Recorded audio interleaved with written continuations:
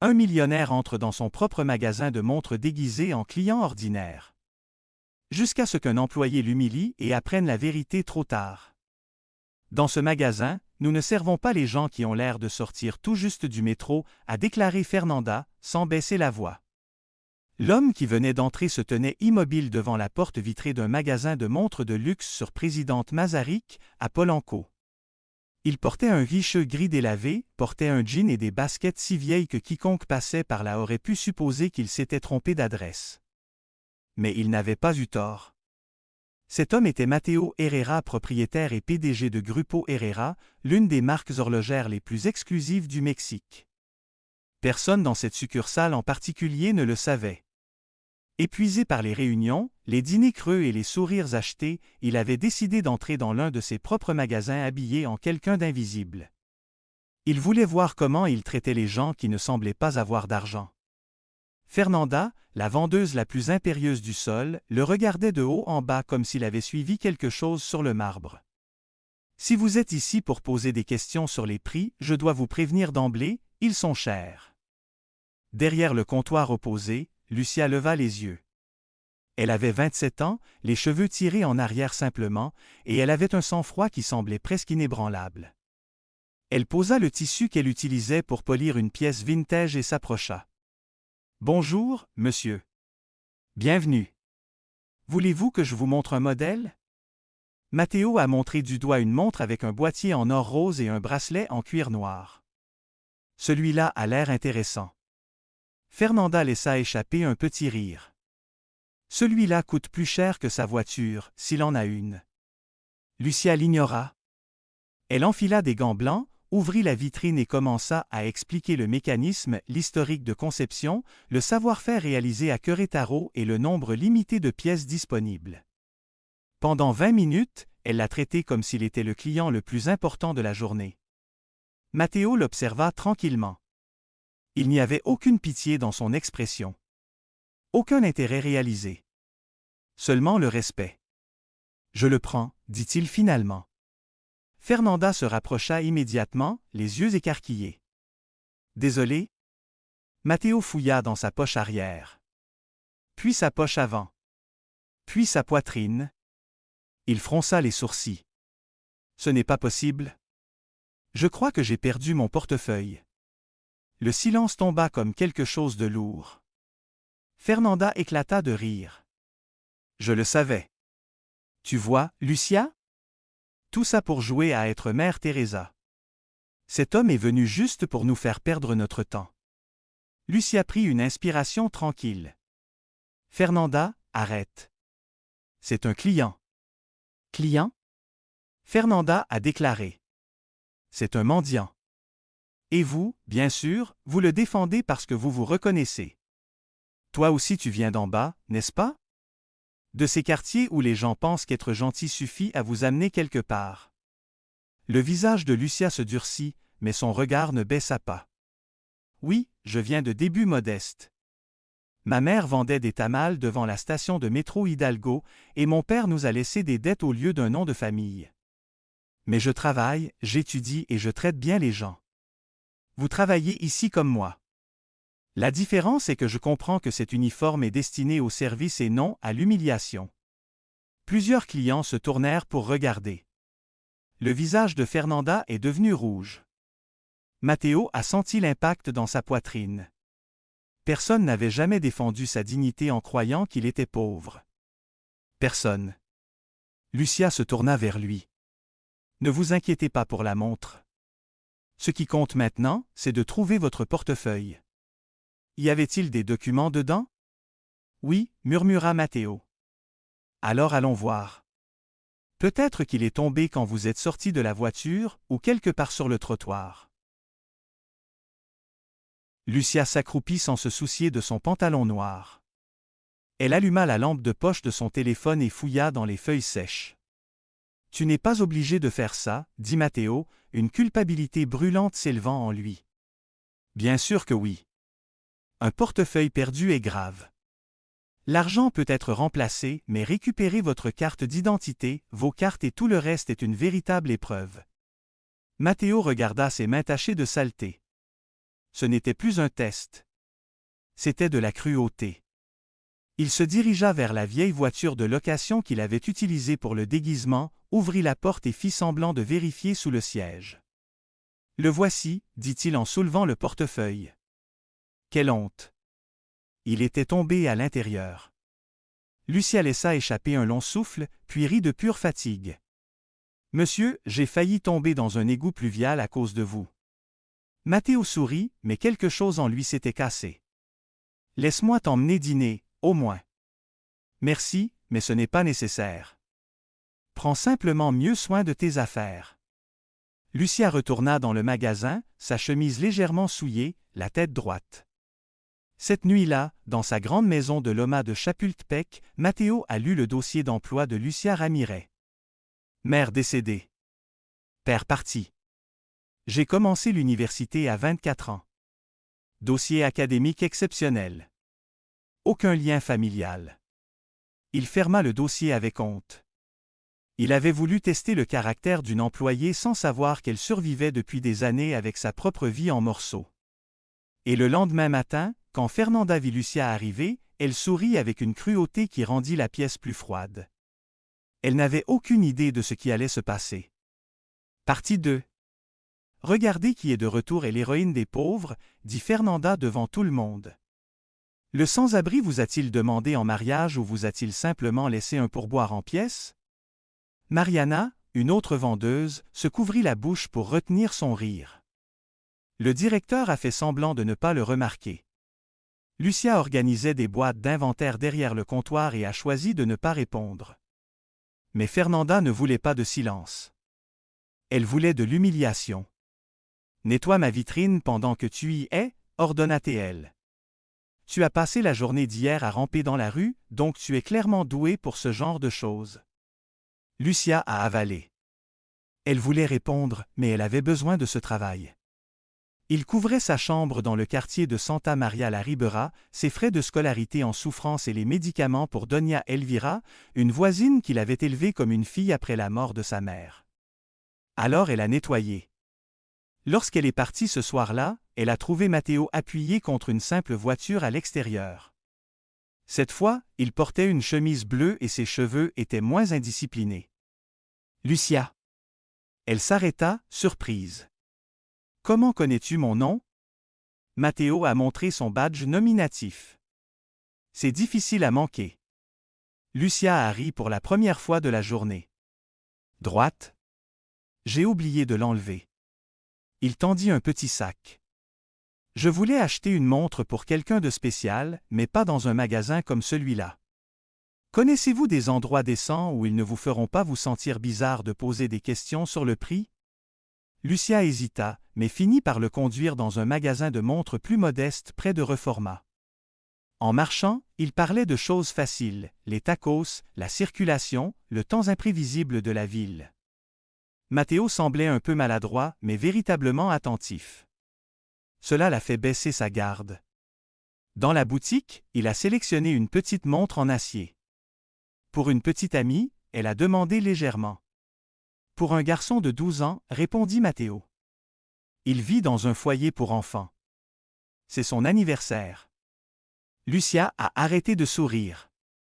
Est-ce que tu aides là-bas? Parfois. Elle n'a rien dit de plus. Mais quelque chose dans ses yeux a changé.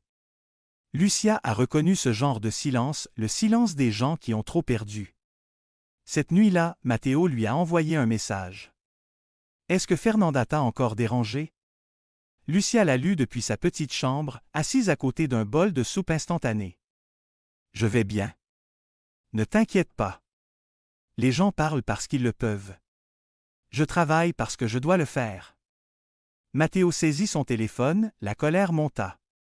Dans son bureau privé, il a récupéré les images de la caméra de sécurité de la succursale.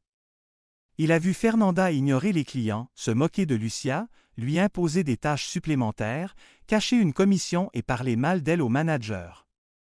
Il a sauvegardé les enregistrements. Ils pensent qu'ils sont propriétaires de mon entreprise, dit-il doucement. Ils ont oublié qui signe les contrats. Dimanche, Lucia s'est rendue dans un foyer pour enfants à Coyoacán avec des cahiers et des crayons pour les enfants. Lorsqu'elle entra dans la cour, elle s'arrêta. Matteo était assis sur un banc et parlait à un garçon aux cheveux en désordre. La montre qu'ils avaient choisie ensemble brillait sur le poignet de l'enfant. « Matteo ?» Il se leva, véritablement surpris. « Lucia ? Je ne savais pas que tu venais ici. » Elle s'assit à côté de lui. « J'ai grandi en venant à cet endroit. Quand ma mère est tombée malade, les religieuses nous ont aidés à manger. » Matteo baissa les yeux. « J'ai grandi ici. » Lucia le regarda fixement. « Mes parents sont morts quand j'avais 10 ans, a-t-il déclaré. Mon grand-père a pris soin de moi après ça, mais il est mort aussi. Cette maison était tout ce que j'avais. » Quelque chose s'est adouci chez Lucia. « Mon père n'est pas mort, dit-elle doucement. J'aurais aimé qu'il le fasse. Il jouait, buvait et frappait les murs pour que ma mère pleure en silence. Quand j'ai commencé l'université, j'ai dû partir travailler. Ma mère est morte endettée envers l'hôpital. C'est à ce moment-là que j'ai compris que personne ne vient te sauver. » Matteo voulait lui prendre la main. Il n'a pas osé.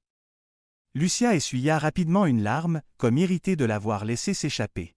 « Mais tout cela appartient au passé. Nous sommes toujours là, n'est-ce pas? » Puis elle s'est enfuie avec les filles pour leur montrer comment faire des fleurs en papier. Matteo la regardait, la poitrine serrée. Ce n'était plus de la curiosité. Ce n'était plus de la culpabilité. Il était amoureux.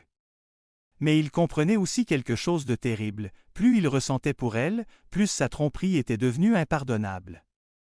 Et le lendemain, il décide de révéler la vérité sans imaginer qu'elle pourrait tout détruire. Partie 3. La boutique de montres était pleine lorsque Matteo Herrera est entré vêtu d'un costume gris foncé sur mesure. Le murmure mourut aussitôt. Ses chaussures polies frappaient le marbre avec une confiance qui n'avait rien à voir avec l'homme en t-shirt usé qui était entré quelques jours auparavant. Fernanda l'a vu en premier. « Encore toi », elle a dit avec mépris.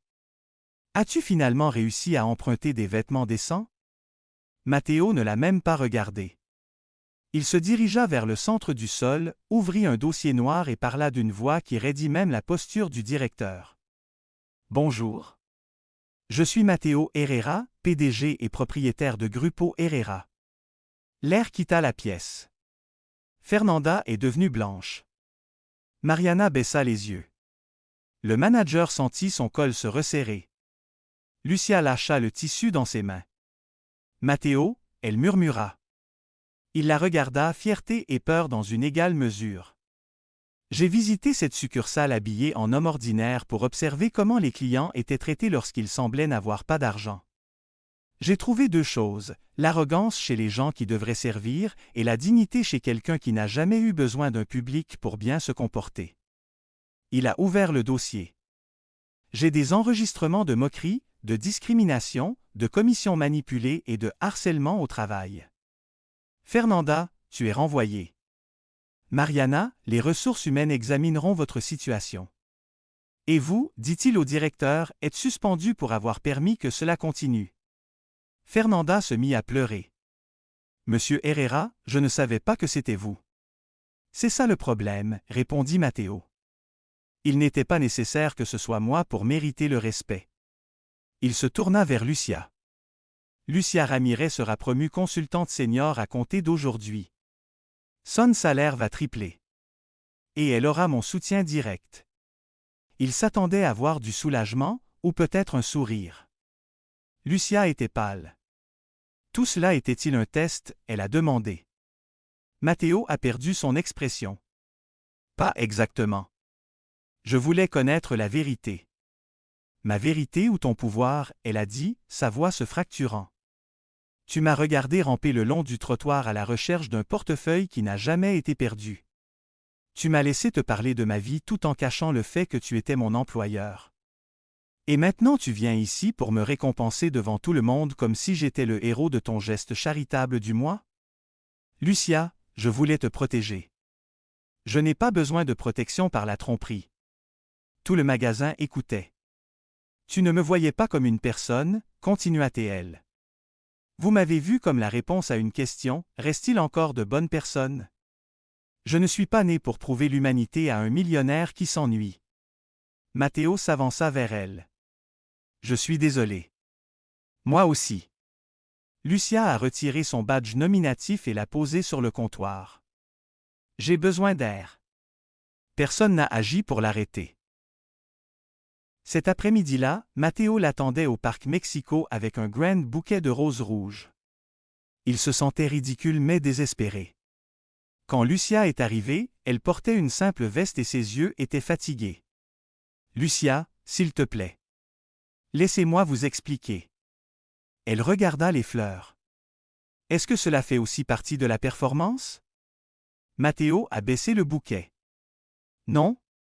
Je t'aime. » Lucia ferma les yeux un instant, comme si ces mots lui causaient de la douleur. « N'utilisez pas cela pour réparer ce que vous avez cassé. Je peux te donner de la stabilité. Je peux vous aider avec l'école, avec le loyer, avec tout ce dont vous avez besoin. Vous n'aurez plus jamais à vous soucier de l'argent. » Elle émit un rire triste et silencieux. « C'est exactement ce que tu ne comprends pas. J'ai passé des années à me construire pour ne pas avoir besoin de dépendre de qui que ce soit. J'ai survécu à un père violent, à des dettes, à des funérailles et à des emplois où j'étais traité comme moins qu'humain. Et quand quelqu'un m'a finalement regardé sans pitié, il s'est avéré qu'il me mesurait aussi. » Matteo sentit les fleurs devenir lourdes dans sa main. « Je n'ai jamais voulu te faire de mal. Mais tu l'as fait. » Lucia prit une lente inspiration. « Je vais démissionner. Je n'accepterai pas la promotion. Je ne veux pas que mon avenir repose sur toi. » Lucia? Si jamais tu me parles à nouveau, que ce soit sans déguisement, sans test et sans essayer de me sauver. Elle s'éloigna sous les lumières du parc. Matteo n'a pas suivi. Pour la première fois, il a compris qu'aimer quelqu'un ne consistait pas à lui donner de l'argent, il s'agissait de respecter la distance dont il avait besoin pour guérir. 6 mois plus tard, un petit magasin de fleurs a ouvert ses portes dans un coin calme du quartier Rome. Elle s'appelait Flore de Lucia.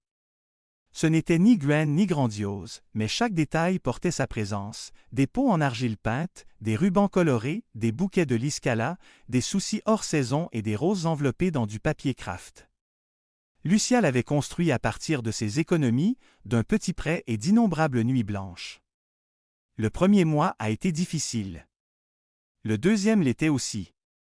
Mais les voisins ont commencé à le recommander.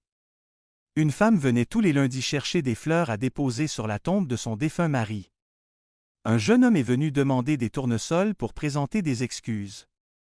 Une petite fille arrivait tous les vendredis pour une seule marguerite pour son professeur. Lucia a découvert qu'elle ne voulait pas vendre de luxe. Elle voulait vendre des gestes. Un matin, alors qu'elle préparait des lis blancs, elle aperçut un parking noir de l'autre côté de la rue. Matteo est sorti. Il ne portait rien d'imposant. Il n'y avait pas de roses surdimensionnées. Il transportait un seul petit pot de bougainvilliers, dont les feuilles étaient encore humides à cause de la pluie. Il s'arrêta à l'entrée, sans entrer plus loin. « Bonjour, Lucia. » Elle le regarda un long moment. « Bonjour, Matteo. » Il souleva le pot avec précaution. « Je ne suis pas venu pour acheter quoi que ce soit. Je suis venu demander si cette plante a besoin de soleil direct ou d'ombre. Quelqu'un m'a dit que vous traitiez bien tout le monde ici, même les gens qui ne savent pas ce qu'ils font. » Lucia essaya de ne pas sourire. Elle n'a pas pu s'en empêcher. « Cela dépend. Si vous en prenez soin patiemment, il s'épanouit. Si vous essayez de trop le contrôler, il sèche. » Matteo hocha la tête, comprenant qu'il ne parlait plus de plantes. « Alors j'apprendrai à m'en occuper correctement. » Lucia prit le pot et le posa sur le comptoir. « Je peux expliquer. Mais cette fois, sans mensonge. »« Pas de mensonge, dit-il. » La pluie a continué de tomber sur le quartier Rome, inondant les trottoirs, les voitures garées et les vieilles blessures. Il n'y a pas eu de baiser cinématographique, pas de grandes promesses. Seulement 2 personnes debout face à face pour la première fois sur un terrain plat. Et parfois, après tant de douleur, c'est plus puissant que n'importe quelle fin parfaite.